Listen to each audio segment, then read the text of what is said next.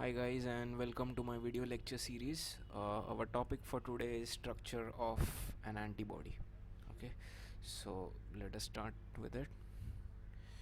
uh, so this is a very small topic and a simple topic as well.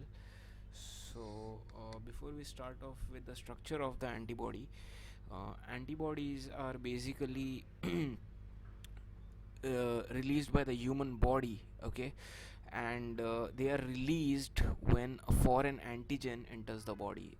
So when an antigen enters the body, what happens is uh, the body releases antibodies, and these antibodies go and bind with the antigen. Okay, and they nullify the effect of that foreign antigen, and a complex is formed which is called as an antigen antibody complex. All right, now this process takes some amount of time, as the body requires time to process or produce those certain kind of antibodies required to bind with certain type of antigens. So a specific period is required for the body to produce these cells. Okay, antibodies are basically produced by B cells or B lymphocytes. So the lymphocytes are of two types: T cells or T lymphocytes, and B cells and B lymphocytes. B cells or B lymphocytes produce plasma cells, and each plasma cell can produce about 2000 antibodies per second. Alright, so these antibodies will then go and combine with the antigen and neutralize the harmful effect of that foreign antigen. Do you get me? Okay, antibodies are also called as immunoglobulins. Okay, it is written at IGS. So that is another name for antibodies, and chemically antibodies are basically glycoproteins. All right, so antibodies are basically produced by the defense cells of the body called as B lymphocytes or B cells, which produce plasma cells, and each plasma cell has the capacity to produce 2000 antibodies per second. These antibodies go and bind to the antigen, thereby forming an antigen antibody complex and nullifying the effect of the foreign antigen. These antibodies are also called as immunoglobulins, and they are glycoproteins in nature. Okay, now let us study the basic structure of an antibody. All right, so antibody is basically a structure which is Y shaped. Okay, and it has got four polypeptide chains. I will obviously draw the structure. Out of these four chains, two are called as heavy chains, and two of them are light chains. Alright, so the structure is somewhat like this. This is just a rough diagram that I am drawing. These are the two heavy chains. Alright, and I'll choose a different color, and these are the two light chains. So you can see 1, 2, 3, 4 polypeptide chains, and this is the Y-shaped structure of a antibody. Now these chains are basically linked to each other with the help of disulfide bonds. So these bonds are present between the light chain and the heavy chain, between two heavy chain, and similarly again over here. So those disulfide bonds keep the structure stable. Okay, now let us have an in-depth analysis of the structure of the antibody. So I'll sketch the diagram. All right, so let us see what are the different parts. So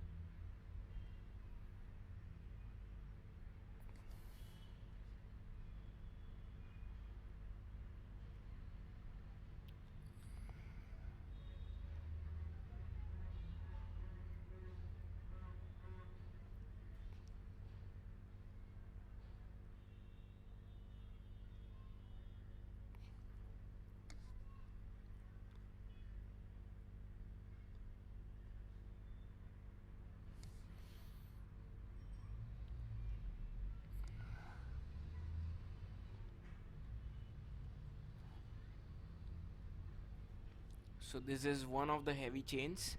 All right, I'm going to draw the other heavy chain over here.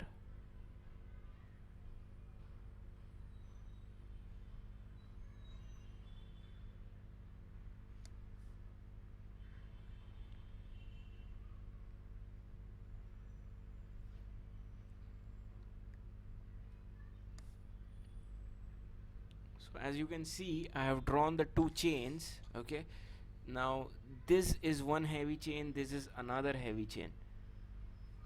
Now I will just shade each of these areas differently. Now this region where I'm drawing the red spots,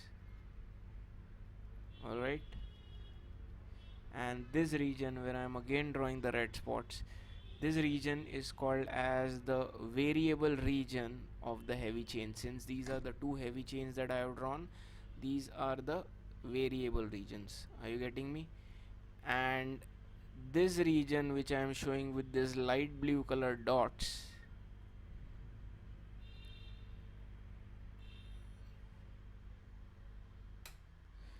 this is the constant region. So what is the difference between a variable region and a constant region? You can see that the red area is the variable region and this other light blue area is the constant region. So the difference is in each antibody the constant region remains the same, whereas the variable region will differ in every antibody. Okay, so we will come to that later on. Okay, so now I have drawn the two heavy chains. Now let us draw the light chains. So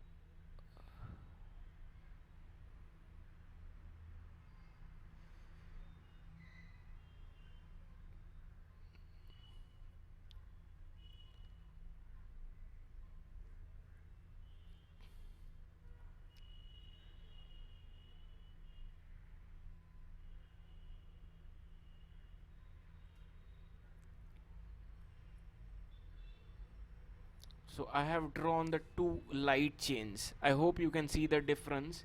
This is the light chain, this is the heavy chain, again this is the heavy chain, this is the light chain. Again the light chain will be divided into two regions, the constant region and the variable region. So for the sake of simplicity, I am going to shade the variable region with this red ink so that you can understand that this is the constant, sorry, this is the variable region of the light chain. Do you get me? And now again the constant region of the light chain is going to be shaded with this light blue color. So now I have four chains, you can see that this is the light chain, alright, this is the heavy chain, again this is the heavy chain, and this is the light chain. So you can see there are four chains, one light, one heavy, another light. So these are the four polypeptide chains. Now as I had told you, there are bonds which are linking these chains together, which are called as the disulfide bonds. So these are the disulfide bonds which I am drawing. So these disulfide bonds are present between two heavy chains and they are also present between heavy and light chains. So I'm just going to draw the yellow lines over here. So those are the disulfide bonds. Do you get me? All right. So these are the disulfide bonds.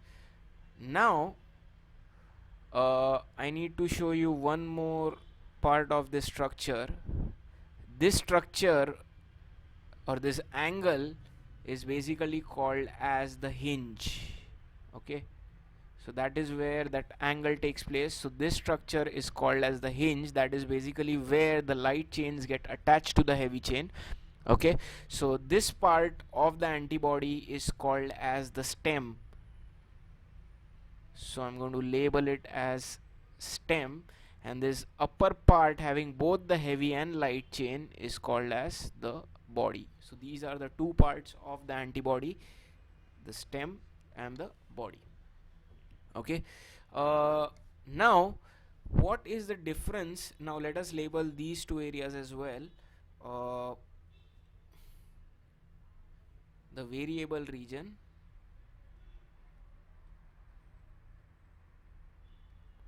So which are the variable regions?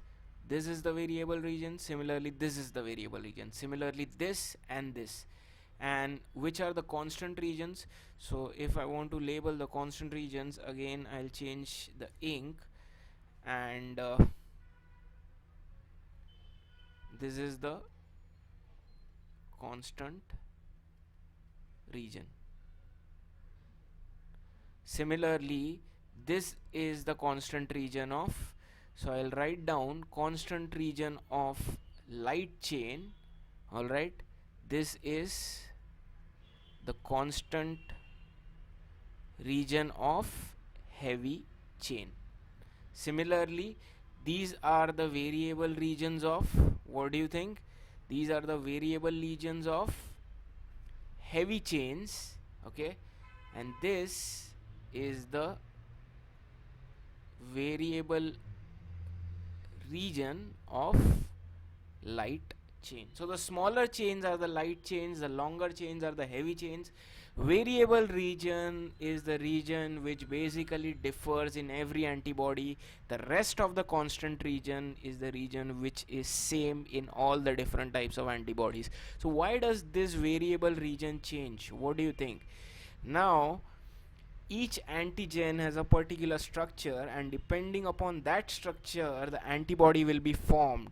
So this is the part of the antibody that basically attaches with the antigen, and hence only this red region will change. The rest of the part doesn't matter if it changes or doesn't change, because this is the part that is going to basically attach with the antigen. So that is why these regions are called as the variable region. And now as you can see in this antibody, you can see two variable regions. This is 1, this is 2.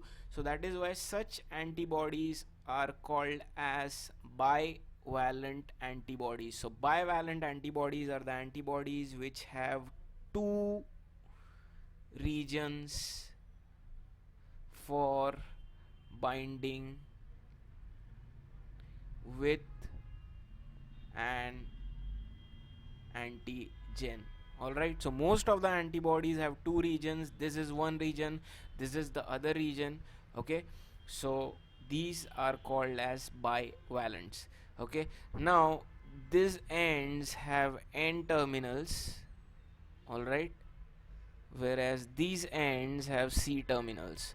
So this is your structure of an antibody. Do you get me? So there are two chains. There is the light chain, there is the heavy chain, again the heavy chain, light chain. They are joined by disulfide bonds. Okay, there are two regions in both the chains. One is the variable region that changes according to the antigen, and the constant region remains the same in every antibody. Alright, each of these chains, light and heavy chains, have both these regions. So you can see these red regions are the variable regions of light chain and heavy chain, and these are the constant regions of light chain and heavy chain. And this is the place where the antigen is going to get bound. So these spaces are basically called as paratope. Okay, and paratope are also called as antigen binding sites. Do you get me? So these regions where the antigen is going to bind, these regions are called as paratopes, or they are also called as antigen binding sites. So you can have a couple of seconds to have a look at the diagram. Okay, so this is the structure of the antibody, which is also called as immunoglobulin or IgS. Okay.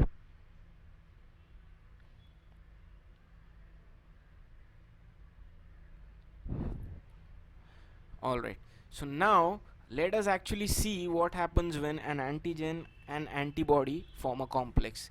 So uh, the same thing I'm going to draw. I'm going to take the red ink and